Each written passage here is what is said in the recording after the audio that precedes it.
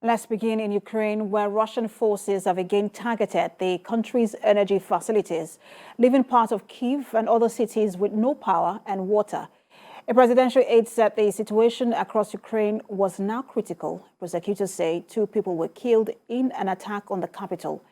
Plumes of smoke were seen billowing from around a power station near the Dnipro River. Meanwhile, Russia has exchanged 108 Ukrainian women held as prisoners of war for 110 Russian captives held by Ukraine. We have details in this report. Russia appears to be ramping up its targeting of Ukraine's energy facilities and systems with a series of missile attacks this week, singling out such infrastructure and leaving thousands of Ukrainians without water and power. The latest attacks came 24 hours after Kyiv was hit by kamikaze drones. The unmanned drones, believed to be Iranian-made, killed at least 5 people in the capital and 4 in the northern city of Plumes, and struck critical infrastructure with power outages reported in hundreds of towns and villages. Russia has stepped up attacks in recent weeks on electricity infrastructure in cities away from the front lines. Officials have rushed to repair the damage, but the strikes ahead of winter have raised concerns about how the system will respond.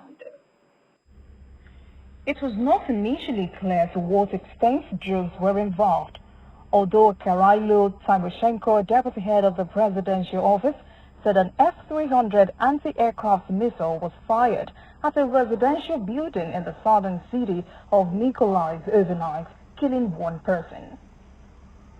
In Zhytomyr, the mayor said there was no power or water in the city and hospitals were working on backup power.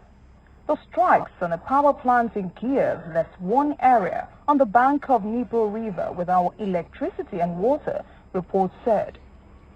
Power and water supplies were also disrupted in the central city of Dnipro, and officials appealed to residents to use power sparingly.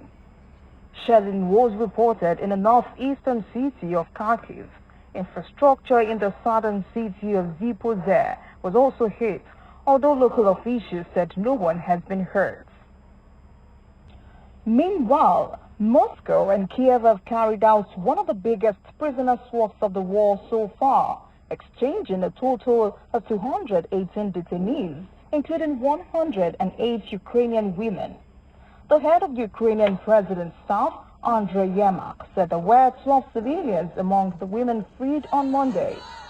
Of the women, 37 were reportedly captured after surrendering at the siege of the Azovstal steelworks in Mariupol, which ended in May.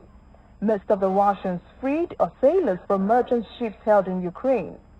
They also include members of pro-Russian separatist military units from the Donbas in eastern Ukraine.